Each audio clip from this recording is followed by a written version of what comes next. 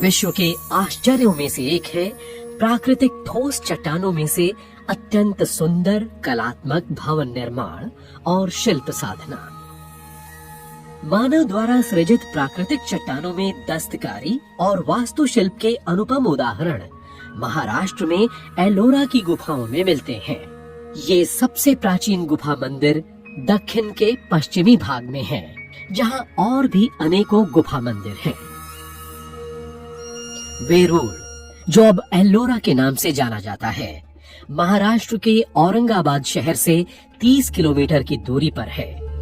इन गुफाओं को चरणांद्री पर्वत श्रृंखला में खुदाई कर लंबवत बसाल्ट चट्टानों से काटकर तराशा गया है। गुफा नंबर 32 के पास ज्वालामुखीय उद्भेदनों के चिन्ह रूप जल मार्ग, जिनसे पिघला द्रव्य निकलता था, हम अब भी देख सकते हैं। ये बसाल्ट पत्थर एलोरा के वास्तुशिल्प कला के लिए अति उपयोगी और अनुरूप हैं। इनमें से शिल्पी चट्टानों पर शाश्वत स्मारक बना गए।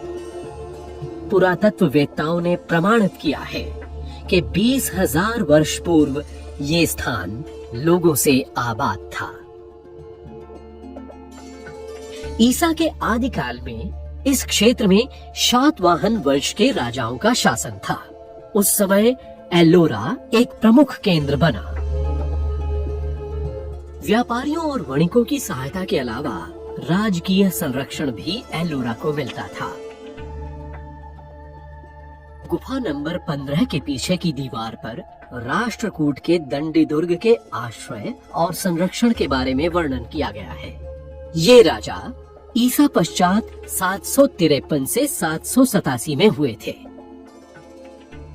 फिर गुफा नंबर 16 में एक शिलालेख कृष्ण एक को समर्पित है, जो कैलाशनाथ मंदिर से संबंधित थे और दंडी दुर्ग के चाचा व उत्तराधिकारी थे। एल्लोरा को काल क्रमानुसार विभाजित नहीं किया जा सकता। इसे धर्म मतानुसार क्रमबद्ध कर सकते हैं। अजंठा के असमान एल्लोरा केवल बौद्ध गुफाओं तक ही सीमित नहीं है। यहाँ हिंदू और जैन मंदिर भी हैं। अनेक बौद्ध और हिंदू गुफाएं राष्ट्रकूट काल की हैं। जैन मंदिरों का निर्माण बाद में हुआ, चालुक्य और देवगिरी के यादव शासकों के समय में। अतः ये धार्मिक संगम का स्थल है। इससे धार्मिक सहिष्णुता और एकता, जो भिन्न भिन्न धर्मों के बीच उस समय व्याप्त थी, उसकी जानकारी मिलती है। एल्लोरा के द्वार विश्व के लिए सदा खुले रहे। ये यात्रियों को, विदेशियों को, जनसाधारण को और राजा महाराजाओं को आकर्षित करता रहा।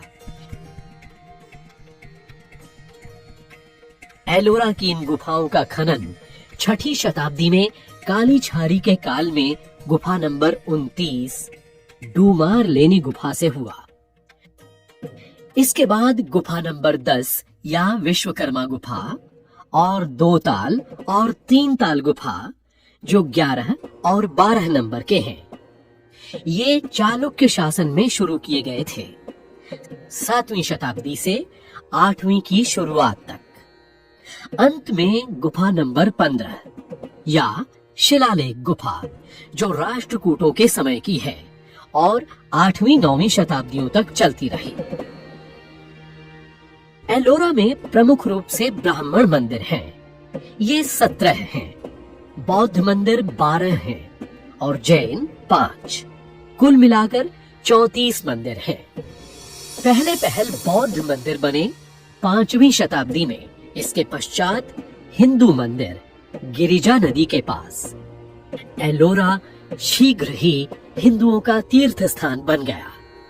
इसके बाद ही जैन मंदिर बने। प्राचीन बुद्ध मंदिरों की ही तरह एल्लोरा के मंदिर भी ऐसे कारीगरों द्वारा निर्मित हुए, जो चट्टानों में लकड़ी की बनावट और रचना का पुनरुद्धार करने की कोशिश करते थे। एल्लोरा की चित्रकला अब फीकी पड़ गई है, आने वाली संतति के लिए नहीं बची। केवल 5 गुफाओं में इन दीवारों पर खिंचे चित्रों को सुरक्षित रखा गया है। एलोरा के मंदिरों में कला, धर्म और वाणिज्य जीवंत हैं। जैसे जैसे रोम और दक्षिण पूर्वी आशिया का सामुद्रिक व्यापार बढ़ा, उसका प्रतिबिंब चट्टानों पर भी दिखाई पड़ा। अति वैभवशाली मेहराब और खंभे, मंदिरों में विस्तृत बाहरी भाग इत्यादि। बौद्ध भिक्षु अक्सर इन व्यापारिक रास्तों से आते जाते और इन मंदिरों के निर्माण में सहायता करते थे। समय के बीतते यहाँ की निर्माण कला भी उन्नति के शिखर पर पहुंची। इसका अनोखा नमूना एक ही चट्टान से खोदा गया कैलाशनाथ का आलीशान हिंदू मंदिर है। बौद्ध गुफाएं। गुफा नंबर 1 से शुरू करते हैं। ये एक विहार या आवास स्थान है जहाँ भिक्षु रहते थे। एक चौकोर सभा मंडप के एक तरफ की दीवार में 4 कोठरियां हैं। इस गुफा में किसी प्रकार का अलंकार, खंभे और शिल्प मूर्ति नहीं है। साथ ही है गुफा नंबर 2। ये उपासना स्थल है। बाहरी बरामदे के एक आले में पंचिका, जो धन का देवता है, और हरिति, जो समृद्धि व सौभाग्य की देवी है, उनकी मूर्तियां हैं। प्रवेश द्वार में द्वारपालक या आरक्षक हैं। साथ में खिड़कियां हैं। बड़ा हॉल 12 स्तंभों से आश्रित है। इनमें से कुछ गुलदस्तों और पत्तों के गुच्छों से अलंकृत हैं। इसके बगल में दोनों ओर दहलीज अथवा चित्रशाला है। पीछे की दीवार के मध्य में एक बैठे हुए बुद्ध की मूर्ति है, 3 मीटर ऊंची। साथ ही 2 खड़े बुद्ध भी हैं। दोनों तरफ की दीवारों में बोधिसत्व, अप्सराओं और परियों सहित बुद्ध की 5 मूर्तियां हैं। गुफा नंबर 3 भी ऐसे ही है। उसमें बीच का एक चौकोर कमरा है।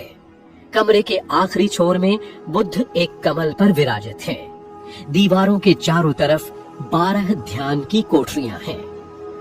गुफा नंबर 4 2 मंजिला है। यहाँ बुद्ध एक पीपल के वृक्ष के नीचे बैठे हैं। एक और है मंदिर में। दूसरी मूर्ति अधूरी है। ये हाल गुलदस्ते और पत्तों के गुच्छों से अलंकृत हैं। गुफा नंबर 5 कुछ अलग है। ऊंचाई पर खोदा हुआ ये गुफाओं में सबसे बड़ा एक ही मंजिल का है। एक विशाल हॉल है जो 3 हिस्सों में बटा हुआ है। तीनों तरफ की दीवारों के बीच ड्योढ़ियां हैं और उनमें छोटी कुटियां। चारों ओर इन बड़े खंभों पर गहन पत्तों के गुच्छे और पदक शिल्पित हैं। जमीन पर खनन की गई चौकियां हैं। लगता है ये कक्ष भोजन कक्ष था। प्रमुख मंदिर के प्रवेश द्वार में बोधिसत्व की अलंकृत मूर्ति है, जो साफे और आभूषणों से सुसज्जित है। जमीन पर पद्मासन में बैठे बुद्ध की जगह यहाँ पर बुद्ध एक आसन पर बैठे हैं। गुफा नंबर 6 में कई अति विशाल मूर्तियां हैं। इसके बाहरी भाग में एक असाधारण दृश्य है, देवी तारा का, जो अपने भक्तों को एक सांप से बचा रही हैं। एक तलवार, एक हाथी, आग और एक टूटा हुआ जहाज। नंबर 7 एक सादा कक्ष है। गुफा नंबर 8 की अलग निशानी है, क्योंकि एलोरा में ये ही एक ऐसा मंदिर है जहां गर्भगृह पिछली दीवार से दूर है और एक घुमावदार पगडंडी चारों तरफ है। गुफा नंबर 9 में खुला छज्जा है और एक बरामदा और एक मंदिर। गुफा नंबर 10 एक चैत्य या प्रार्थना कक्ष है, जिसको विश्वकर्मा नाम दिया गया है, जो कि देवताओं के वास्तुशिल्पकार हैं। प्रार्थना कक्ष भिक्षुओं के आवास स्थान के नीचे है। इनके दोनों तरफ बरामदे हैं, जो नीचे के भाग से उठाए गए हैं और अनेक मृगों से शिल्पित हैं। एक विशाल स्तूप है, बुद्ध की बैठी हुई मूर्ति, 7 उड़ते सेवक और बोधिसत्व। बरामदे के साथ कुछ सीढ़ियां हैं जो ऊपर की दहलीज तक जाती हैं।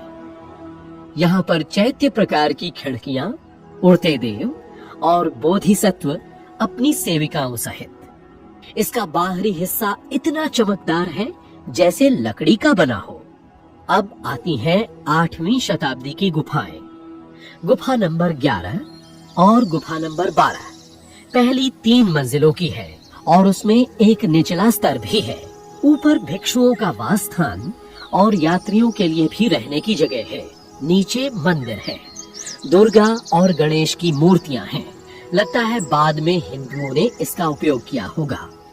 गुफा नंबर 12 अंतिम गुफा है। इसमें एक शयन कक्ष है। इसमें एक रोचक शिल्प है। 7 बुद्ध की मूर्तियां श्रेणीबद्ध हैं। ये उस विश्वास की ओर संकेत करता है कि बुद्ध 5000 वर्ष में एक बार अवतार लेते हैं और अब तक 7 बार अवतरित हुए हैं। हिंदू गुफाएं। गुफा नंबर 13 से लेकर 29 तक हिंदू गुफाएं हैं। इनका निर्माण ईसा पश्चात 600 से 875 तक किया गया। ये देवी देवताओं, अप्सराओं, परियों, पशु, पौधों और वृक्षों से भरपूर हैं। इनकी कारीगरी इतनी महीन और सूक्ष्म है कि इनको बनाने और इनकी योजना बनाने में कई शताब्दियां लगी होंगी। इसमें कोई संदेह नहीं कि हिंदू मंदिरों में अति श्रेष्ठ गुफा नंबर 16 कैलाश मंदिर है। ये भगवान शिव को समर्पित है, परंतु अन्य देवता भी पूजित हैं। ये विश्व का सबसे विशाल अखंड चट्टान के अवशेषों से काटकर बनाया गया मंदिर है। एक ही चट्टान से खोदकर बनाया गया। ये यूनान के पार्थिनोन से दुगना है। स्तंभ से आश्रित दहलीज है जो 3 मंजिल ऊंची है। विशाल शिल्पित चौखटे हैं, कुटी जिनमें बड़ी बड़ी मूर्तियां हैं। आंगन के अंदर 2 बड़ी रचनाएं हैं। नंदी की मूर्ति जो कि शिव भगवान का बैल है और शिव का प्रमुख मंदिर जिसके सम्मुख वो है। दोनों ही 7 मीटर ऊंचे हैं।